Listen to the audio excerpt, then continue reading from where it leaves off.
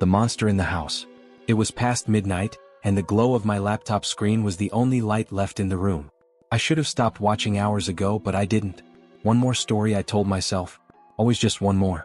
Each one seeped into me like poison, digging its claws in, making the room feel smaller, the shadows heavier. The stories were ridiculous, right? Ghosts, cursed objects, footsteps in the attic. But the more I watched, the less I could convince myself they were just stories. Something about tonight felt wrong. The air in the room seemed thicker, colder. I pulled the blanket tighter around me as I clicked on another video, the last one, I swear, and settled back against the pillow.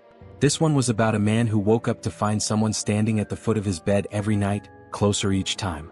My breath hitched with each pause in the narrator's voice, the tension unbearable, but I couldn't tear my eyes away. The video ended with a single frame, the shadow of the figure pressed against the man's face. I slammed the laptop shut, heart pounding. The room was too quiet now, the silence buzzing in my ears.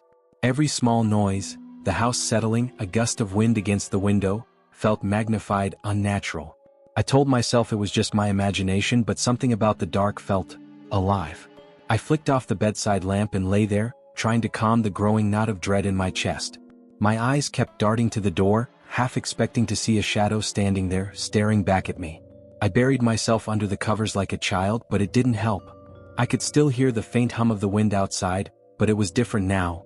There was something beneath it, a soft scratching noise, like nails dragging slowly across wood. My pulse quickened and I squeezed my eyes shut. It's nothing. Just the wind. Just the wind. But the scratching got louder. It wasn't the wind. I knew it. I lay frozen, every muscle tensed, listening, waiting for it to stop. My heart was hammering so hard I thought it might explode. Minutes passed, hours maybe, and the noise finally ceased, leaving an eerie, suffocating silence in its wake. That's when I heard it. A creak from downstairs, unmistakable, like the weight of a foot slowly pressing against a floorboard. It was followed by another. And another. Someone, was walking in my house. I tried to rationalize it. Maybe it was the pipes or a draft, but deep down I knew better. I hadn't locked the door. I hadn't checked. The thought gripped me with icy terror. Slowly, I peeled the blanket off my face and stared into the darkness, straining to hear. The footsteps continued, steady, deliberate, growing louder. Something was moving, creeping its way through my home, and it was getting closer. My pulse pounded in my ears as I sat up, staring at the door. The creaks from downstairs had stopped, but the house felt different. The air was colder, the shadows deeper. I told myself I should stay in bed, that it was nothing, just my mind playing tricks on me after too many horror stories. But something gnawed at me, a gut feeling that wouldn't let go. The moment I stepped out of my room, the house felt wrong, like something had shifted. The hallway was darker than I remembered, the shadows almost pulsating with each step I took. My throat was tight, dry, but I pushed forward, feeling a growing sense of dread with every step I descended. The stairs groaned beneath my weight, and with each creak, I felt as though I was trespassing in my own home. As I reached the bottom, a chill hit me, a cold draft coming from nowhere, curling around my skin like icy fingers. I squinted into the darkness of the living room, but it looked different. The furniture, the walls, everything seemed distorted, like I was looking at a familiar place through a warped lens. I hesitated at the threshold, my hand brushing the wall for the light switch. Flicking it on should have made me feel better, should have flooded the room with that warm, safe glow. But instead, the light flickered weakly, like it was struggling to stay alive, casting eerie shadows that danced along the walls. Something about the light made the room feel more sinister, not less. Everything was where it should have been, but not how it should have been. The couch was facing slightly away from where I'd left it, like it had been nudged, just a fraction, but enough to notice. The coffee table was angled strangely, as if someone had bumped into it, but no one had been here. No one except me. I scanned the room, my eyes darting between the familiar objects. Except now, nothing felt familiar. The clock on the wall was ticking slower, the rhythm uneven, almost mocking. The drapes shifted slightly as though someone had just walked past them, but there was no breeze. No open window. The kitchen light was on. I didn't leave it on. That sick feeling in my gut tightened. I stepped cautiously toward the kitchen, my heart thundering in my chest. My bare feet made soft taps against the cold floor, the sound too loud in the stillness. As I neared the kitchen doorway, the draft grew stronger, chilling me to the bone. The kitchen looked like it had been untouched for days. The dishes I'd left on the counter were still there, but the sink was full of water, murky and stagnant, the faucet dripping slowly. I didn't remember running water tonight.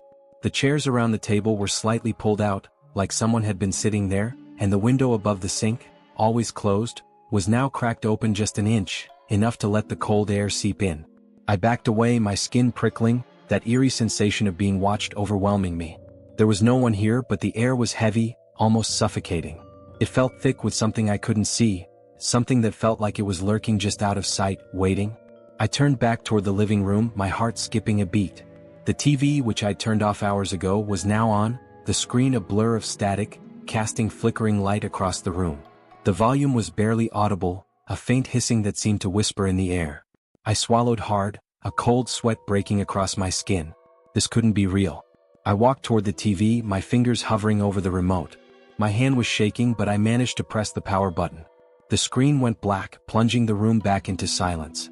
And then I felt it. A presence. Behind me. Every hair on my neck stood on end. I didn't hear anything, but I could feel it. Something watching, something standing just a breath away. The air was so cold now that I could see the faint cloud of my breath. My muscles tensed, my mind screamed at me to turn around, but I couldn't. I was frozen in place, as if the thing behind me was holding me there with its gaze. I forced myself to move, to turn. My eyes darted around the room. Nothing. No one. But the feeling didn't leave. It was there, lingering in the corners, in the spaces where the light didn't quite reach, waiting for me to slip. I stood there, paralyzed by the weight of the silence, feeling the suffocating presence behind me but seeing nothing. The air felt too still, too thick. My breath came in short, shallow bursts, every instinct screaming at me to leave, run now, but my legs wouldn't move. That's when I saw it. Out of the corner of my eye, near the far wall by the window, something shifted. At first I thought it was just a shadow, a trick of the flickering light, but then it moved again, deliberate and slow. A white figure, unnaturally tall, its limbs long and thin like branches stripped bare by winter. Its skin was pale, almost glowing in the darkness, and stretched tight over its grotesque form. I couldn't make out its face, not at first, but I could feel it watching, its presence heavier than the cold air that seemed to fill the room. My heart slammed against my ribs as I took a slow step backward, my eyes locked on the thing in the corner. It hadn't noticed me. It stood there, hunched over slightly as though it was searching for something, or someone. Its head twitched, a sharp, unnatural movement, and I heard the soft scraping of its long nails against the floor. I froze, every nerve in my body on fire with terror. My back hit the edge of the table, causing a glass to rattle, and the sound cut through the silence like a gunshot. The thing jerked violently, its head snapping upward. And that's when I saw its face. Its eyes were hollow, deep pits of black that seemed to pull everything into them. The skin around its mouth was cracked, lips pulled into a twisted, almost mocking smile that exposed jagged teeth stained with something dark. It had no nose, just a smooth stretch of pale flesh that made the rest of its features even more horrific. For a moment, it didn't seem to register me, it was as though it couldn't quite see me. But then it turned. Slowly, so slowly it felt like the room was bending around it, its head rotated in an impossible bone-cracking way and we locked eyes. I'll never forget the feeling that surged through me in that moment. Pure primal fear. The kind of fear that strips away everything you know about safety, about home, about what's real and what isn't. My breath caught in my throat and for a brief second neither of us moved. I was trapped in its gaze like it was sinking claws into my mind, rooting me to the spot. Then it took a step toward me. That was all it took to break whatever trance I was under. My body reacted before my mind could catch up. I bolted for the door, my heart hammering, legs nearly buckling as I ran. Behind me I heard it. The sound of long limbs scraping against the floor, its nails scratching deep into the wood as it moved after me, faster than it had any right to. I threw open the front door and stumbled outside into the freezing night. My bare feet hit the icy grass, but I didn't stop. I couldn't. I sprinted toward the tree line, the dark forest looming ahead. The wind howled through the branches, but that wasn't the sound that filled my ears.